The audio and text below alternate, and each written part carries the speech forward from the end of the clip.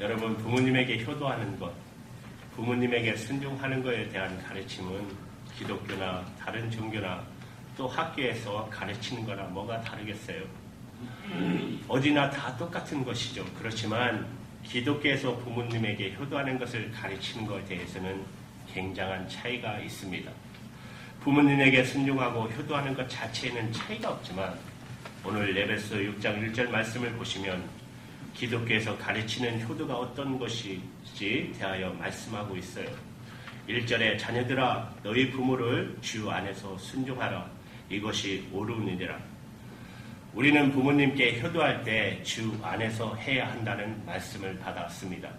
이것이 부모님을 바라볼 때 우리가 항상 예수님과 함께 보아야 하는 이유입니다.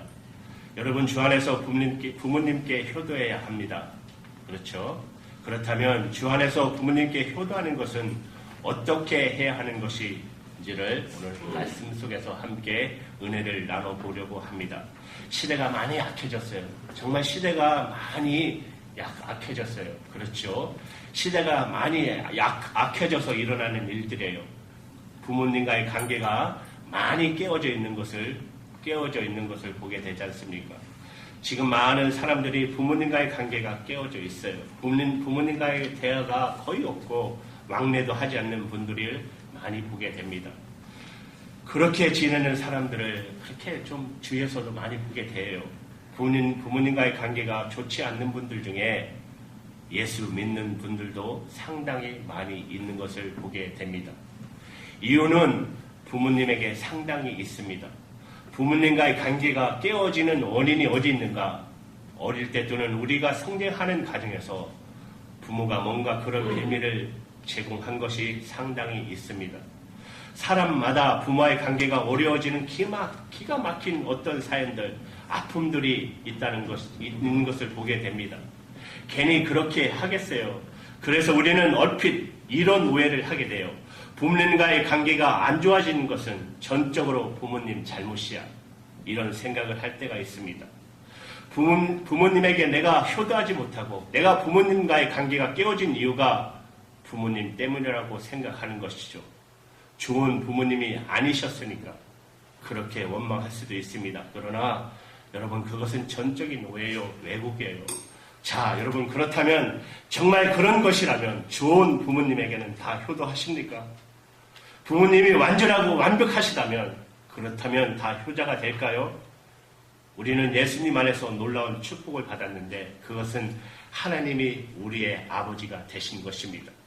주 기도문에 우리는 하나님을 아버지라고 부르도록 그렇게 축복을 받았어요. 저와 여러분의 아버지 되신 하나님은 완전한 하나님이시고 그리고 우리에게 완전한 사랑을 주셨습니다. 그런 하나님이 아버지시라면 우리는 다 하나님에게 효자가 됐겠죠? 그러면 저와 여러분들은 하나님에게 다 효자, 효녀이십니까? 그 점에 대해서 자신 없으시죠? 하나님 말씀대로 순종하지 못하고 하나님을 기쁘게 해드리지 못하고 살았던 일 때문에 우리의 마음의 자책감이 아주 커요. 아니, 하나님이 완전한 분이세요. 그렇게 좋으신 하나님이신데 그렇다고 해서 우리가 효자가 됩니까? 아니라는 것을 알 수 있죠. 여러분, 성경에 탕자 이야기가 나오잖아요. 그 아버지는 너무나 좋으신 아버지잖아요. 그에게 두 아들이 있어요. 그런데 큰 아들도 둘째 탕자도 다 효자 아니었어요. 아버지는 너무 좋은데 아들이 효자가 되는 것이 아닌 것을 보면서 내가 불효하는 것은 부모님에게 원인이 있기 때문에 아니구나. 우리의 죄성으로 인하여 일어난 것이에요. 죄성으로 인하여서 우리가 부모님에게 잘못하는 것은 역시 우리의 죄성이라는 것입니다. 여러분, 저 부모님, 완벽하고 완전하신 부모님 만나면 나는 효자가 될까? 그렇지 않다는 것이에요. 우리가 부모님과의 관계가 안 좋아지고 내가 부모님께 효도하지 못하는 데는 우리의 죄성이 문제가 된다는 것을 알아야 합니다. 예수님을 바라보면서 비로소 그것이 깨달아지게 되는 것입니다. 우리가 부모님을 바라볼 때 예수님을 바라봐야 하는 이유는 우리 자신이 죄인되었다는 사실에 대해 눈이 열리게 되는 것이에요. 우리가 예수님을 믿으면 우리는 비로소 하나님의 은혜를 알게 돼요. 우리는 지옥에 갈 수밖에 없는 자였는데 예수님이 우리를 위해 십자가에 대신 죽으심으로 우리는 천국에 가게 되었어요. 하나님의 자녀가 되었어요.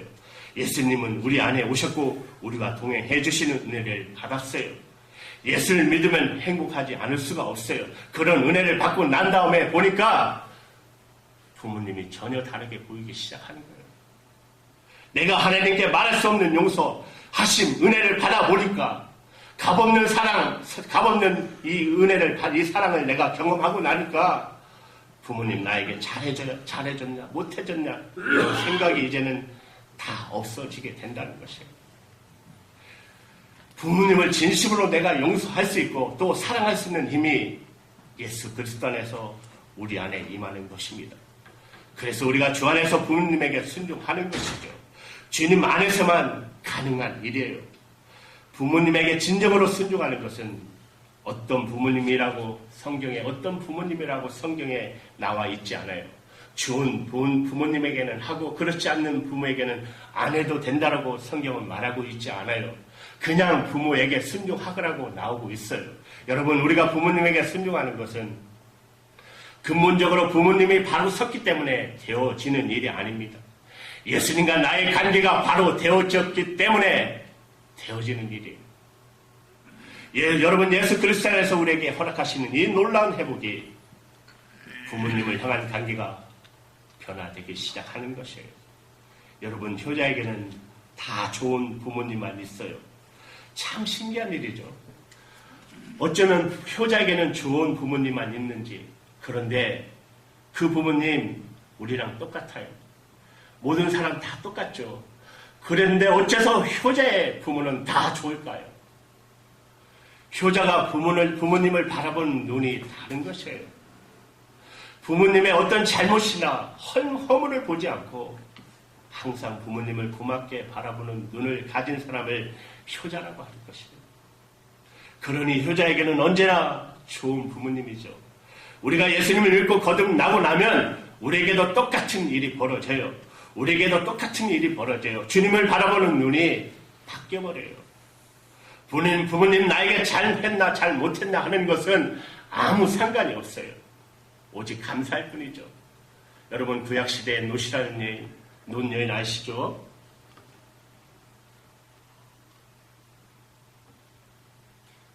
시어머니 나오미를 끝까지 따라가요.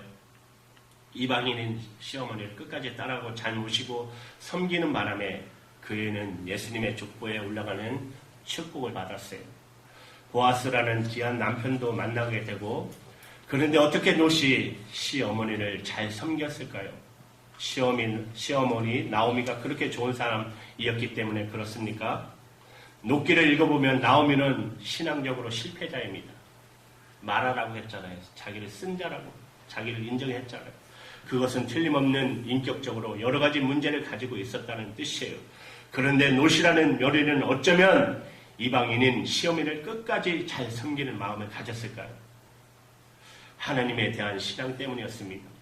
하나님에 대한 믿음이 그 어머니에 대한 눈을 바꿔 주었어요. 그것이 이 롯이라는 여인이 복을 받는 이유인 것입니다. 제가 기독교 상담학을 공부할 때 매 시간마다 한 번씩 마음에 있는 것을 내놓고 말씀을 나누는 시간을 가졌어요. 그때 한 전도사님이 마음에 있었던 것을 내놓으셨어요. 자기가 중학교 때 어머니가 돌아가셨어요. 그리고 새 어머니가 오셨어요. 여러분, 중학교 때라는 거 가장 민감한 시기잖아요. 요새 뭐 그 말 있대요. 중2는 감당이 안 된다고. 학기장 중2가 그렇게 무섭다고. 제일 무서운 게 중2라고 그러는데, 얼마나, 근데 새어머니가 왔을 때 민감한 시기였어요. 자기 어머니, 친어머니였을 때도 가장 심각한 시기가 바로 그때였는데, 그쵸? 그런데 얼마나 그 관계가 안 좋았겠어요. 정말 말썽을 많이 부렸대요. 그러면서 중학교, 고등학교를 지내고 난 다음에 대학에 들어가서 이 전도사님이 주님을 인격적으로 만나는 체험을 했어요. 날마다 새벽에 가서 기도하면서 주님과의 관계가 깊이 들어가는 은혜를 체험하게 됐습니다. 어느 날 작정해서 기도원에 들어가서 일주일 동안 기도하겠다고, 그리고 기도원에 들어갔다가 일주일 뒤에 내려와서 새 어머니 앞에 무릎을 꿇고 어머니, 제가 잘못한 일 다 용서해달라고 어머니 불평하고 어머니 미워하고 했던 모든 일 다 용서해 주세요. 그런 자기를 새어머니는 꼭 안아주시고 그 후로부터는 이 전도사님과 새어머니의 사이는 친어머니와 딸과 같은 관계가 되었다고 그렇게 고백을 하더라고요. 새어머니가 항상 어디 가든지 자기를 그렇게 칭찬한대요. 예수 그리스도를 바라보면 놀라운 변화가 일어나는 것입니다. 이것이 하나님이 우리에게 주신 가정의 축복입니다. 사도 바울은 에베소서 5장 18절에 이렇게 말해요. 술 취하지 말라. 이는 방탕한 것이니 오직 성령으로 충만함을 받으라고 권하셨는데 이 성령의 충만함을 받으라는 것은 예수 그리스도 안에 있는 모든 성도들의 삶의 영적인 원칙이에요. 모든 인간관계는 다 이 성령의 충만함을 받은 가운데서 되어지는 것이에요. 여러분, 예수 믿는 사람은 정말 독특한 사람입니다. 예수 안 믿는 사람, 아직 거듭나지 않는 사람과 예수 믿는 사람과의 차이는 교회 다니고 성경 알고 그런 정도의 차이가 아니에요. 삶이 완전히 달라요. 능력의 문제예요. 술 취한 사람과 성령에 충만한 사람의 차이예요. 그것은 예수님과 함께 계시는 것이 다르다는 것이에요. 예수님을 믿는 사람은 예수님과 함께 살아요. 예수님과 함께 살아요. 예수님이 그 마음의 중심에 계세요. 늘 주님이 함께 계세요. 이것이 사람의 인생을 바꾸는 거예요. 모든 관계를 변화시키는 것입니다. 함께 계시는 예수님, 나와 함께 계시는 그 예수님을 아는 것이 그것이 변화된 삶의 능력인 것입니다. 사도 바울은 이 성령의 충만하라고 하는 이 말씀을 제일 먼저 가정에 적용했습니다. 여러분, 에베소서 5장 18절 이하부터 보면 성령의 충만함을 받으라고 하시면서 제일 먼저 그것을 부부 사이에 적용합니다. 그리고 부모와 자녀 사이의 관계에 적용하며 말씀하기 시작합니다. 그것은 우리의 모든 삶의 인간의 관계의 가장 기초는 가정이기 때문에 가정에서 예수님을 바라보면 성령의 충만함을 가운데 가족 관계가 변화되지 않는다면 그것은 아직도 예수 믿는 것이 아니라는 것이에요. 우리가 예수를 진짜 믿는지 안 믿는지는 가정에서 결정나는 것이에요. 여러분. 그래서 사도 바울은 성령 충만함을 받으라고 하시고 바로 이 가정의 문제에 대해서 말씀하시는 것이에요. 성령의 충만함이라는 것은 항상 예수님을 바라보는 것, 늘 주님이 생각나는 것, 주님이 의식되고 내가 늘 믿음으로 주님을 바라보는 그 상태를 성령의 충만함입니다. 그렇다면 나는 더 이상 나의 삶을 살지 않습니다. 놀라운 일들을 하나님께서 이루어내십니다. 여러분, 제가 신학교 때 교수님이셨던 목사님이 지금은 한국에 가셔서 미라의 장애 선교단체의 단장으로 계세요. 그리고 젊은이에 대한 사역을 하고 계세요. 가끔 사역에 있었던 일을 이메일로 보내주셔요. 한 청년의 이야기입니다. 이 청년이 5살 때입니다. 3살 된 동생이 있었는데 어머님과 집을 나가셨어요. 이혼하시겠다고 집을 나가버리셨어요. 어린애들을 놓고. 아버지도 상심이 되고 너무 화가 나서 아버지도 집에 들어오지 않는 것이에요. 며칠 때 5살, 3살 된 두 아이가 밥을 먹지 못하고 굶고 있는 겁니다. 5살 된 이 아이가 도무지 이렇게는 정말 죽을 것 같아서 이웃집에 가서 사정을 해요. 그래서 밥을 얻어먹고 살았어요. 그렇죠. 삐뚤어져도 한참 삐뚤어질 수 있는 상황이었죠. 그러나 훌륭하게 잘 자랐어요. 어려서부터 교회를 나갔어요. 초등학교 6학년 때 예수님을 인격적으로 영접하고 주님을 만납니다. 그때부터 아버지를 위한 기도가 뜨겁게 일어나기 시작해요. 아버지가 술에 취해서 집에 들어오시면 목사님이 항상 머리에 손 얹고 기도하는 것을 보고 아버지 머리에 얹고 기도하기 시작해요. 그러면 예수 믿고 구원받으라고. 그러면 아버지가 귀찮아서 이불을 뒤집었으면 밑으로 내려가서 발을 붙잡고 기도하기 시작해요. 우리도 이렇게 감동이 되는데 전능하신 하나님이 이 아들의 기도를 들어주시지 않았겠어요?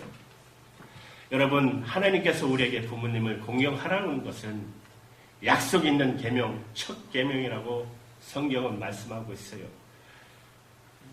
출애굽기 20장 12절에 5번째 계명을 말씀하시면서 내 부모를 공경하라. 그리하면 너희 하나님 나 여호와가 내게 준 땅에서 내 생명이 길리라. 우리가 장수하고 이 땅에서 잘 될 거라고 하는 약속을 주셨습니다. 부모님을 공경하는 것, 그것은 부모님을 공경하는 일이 사람의 본성으로 쉽지 않다는 뜻이기도 해요. 정말 하나님을 믿고 하나님을 정말 공경하는 마음이 있는 사람이 부모님을 공경할 수 있는 것입니다. 그래서 부모님을 공경하면 하나님 잘 믿는 것은 당연한 일이에요. 우리는 다시 한번 꼭 기억해야 합니다. 하나님과 우리 사이의 축복의 통로에 부모님의 공경이 걸림돌이 되지 않아야 합니다. 하나님은 여러분들을 정말 축복하시기를 원하십니다. 그러나 부모님과의 관계가 괜찮으십니까? 여러분의 부모님을 주 안에서 순종하고 주 안에서 공경하십니까? 여러분 이 점을 작게 여기서는 절대 안 돼요. 하나님이 우리를 축복할 수 없는 이유가 돼서는 안 된다는 것이에요. 예전에 우리나라는 부모님을 참 극진히 모신 나라입니다. 60년 전만 해도 효가 최우선됐던 나라잖아요. 그래서 빨리 노인되기 원하는 나라라고 말할 정도였어요. 고종 황제의 밀사였던 허벌트 선교사님이 그가 이 세상에서 효행이 최고인 나라는 조선이다. 그 선교사님의 눈으로 한국에서 와보니까 세상에 어떻게 이런 나라가 다 있나 이렇게 여겨진 거예요. 효행 부모님을 공경하는 것 대해서 미국 공사했던 샌지는 해고록에 나의 노년을 위해 조선 땅에 다시 태어나고 싶다. 그렇게 썼어요. 최초의 여러분 의료 선교사였던 알렌 선교사님, 조선은 늙음과 죽음이 두렵지 않는 노인의 천국이다. 이렇게 썼어요. 그랬던 나라가 우리 민족입니다. 우리나라예요. 그러니 우리나라가 근세기에 참 어려운 고민들 많았죠. 그렇죠? 여러분 겪으셨잖아요. 하나님이 우리나라를 복음 전하는 나라를 택하시고 그리고 그 일기 속에서도 이 백성을 구원하시고 축복하신 이유는 그것이 바로 이유인지도 모릅니다. 그때 우리는 다 예수님을 믿는 것은 아니었지만 부모님을 공경하는 데에서만큼은 특별한 열심이 있었기 때문입니다. 그런데 지금 변했잖아요. 지금 시대가 젊은 세대에 이런 마음 찾아보기가 쉽지 않아요. 정말 부모님을 잘 모셔야겠다 하는 것에 대해서 이제는 생각이 많이 희미해져 가고 있어요. 여러분 이것이 시대가 변한 징조라고 그렇게 넘길 이유 아닙니다.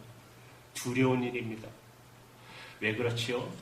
로마서 1장에 보시면 하나님이 하나님의 진노를 이 땅에 이 세상에 쏟아붓는 말씀을 하고 계시는데 여러분 로마서 1장 18절에 하나님의 진노가 불의로 진리를 막는 사람들의 모든 건건치 않음과 불의에 대하여 하늘로부터 쫓아 나타나나니 어떤 사람에게 그렇게 하신다고요?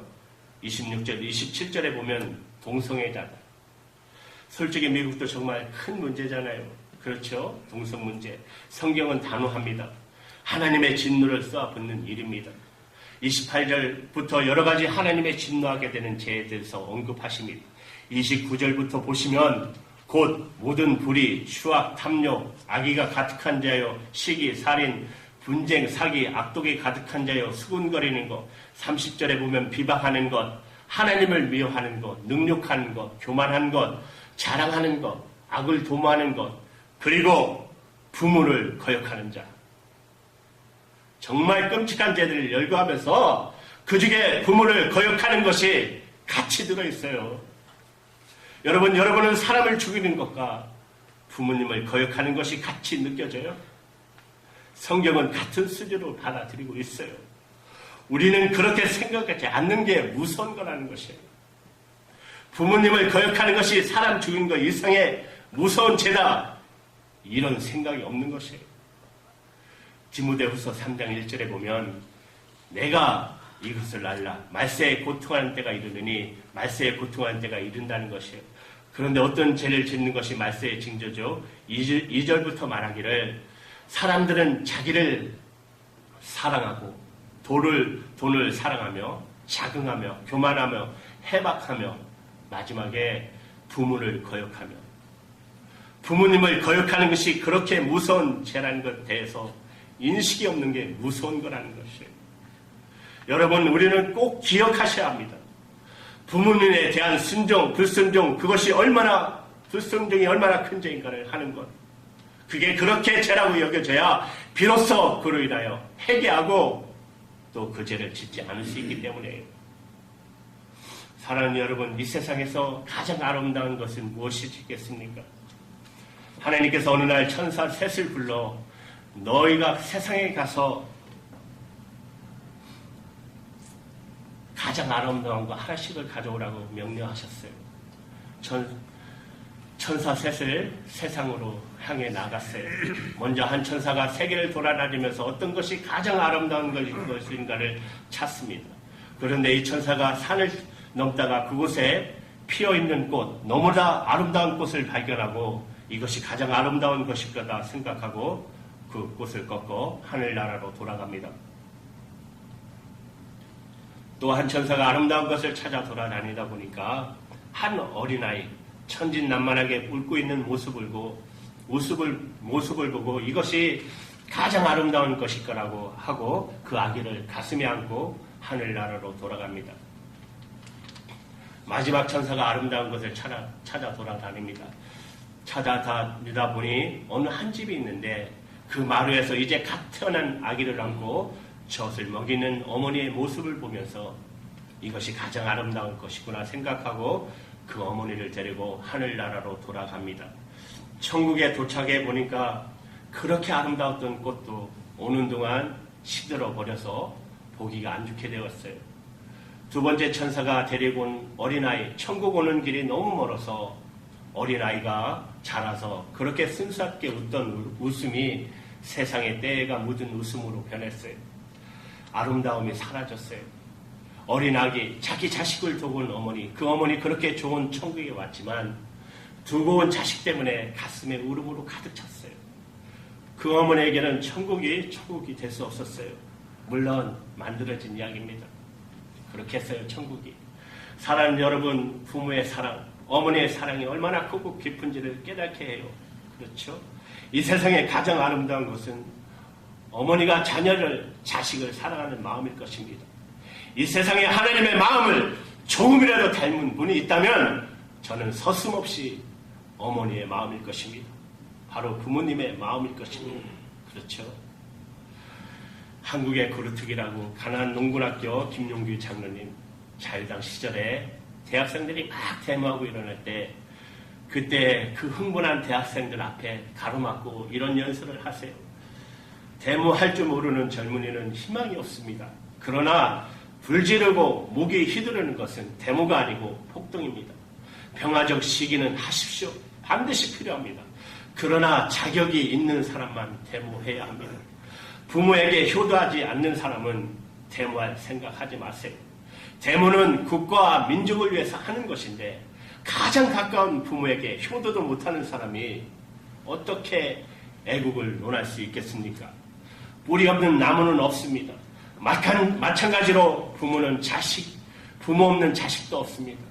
부모는 자식이 성장하는데 거름이 되는 것을 기쁘게 여기며 죽어가는 사람들입니다. 이 세상에는 큰 죄가 두 가지가 있는데 첫째는 하나님을 부인하는 것이고 두 번째는 불효입니다. 여러분, 우리 가슴에 새겨야 합니다.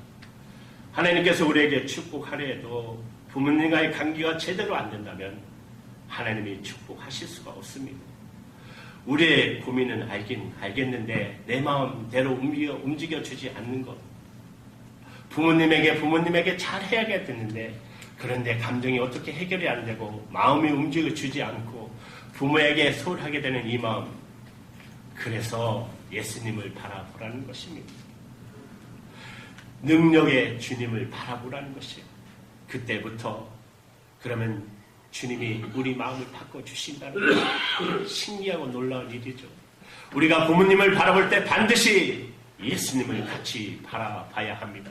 그래야 바른 생각이 오는 것입니다. 하나님이 살리는 길을 가르쳐 주십니다. 우리 모두가 예수님 안에서 부모님을 정말 공경함으로 이 세상에서 하나님의 거룩한 백성으로 이 세상에 본이 되는 삶을, 능력 있는 삶을 살아가시기를 주님의 이름으로 축복합니다. 축복합니다. 네, 기도할게요.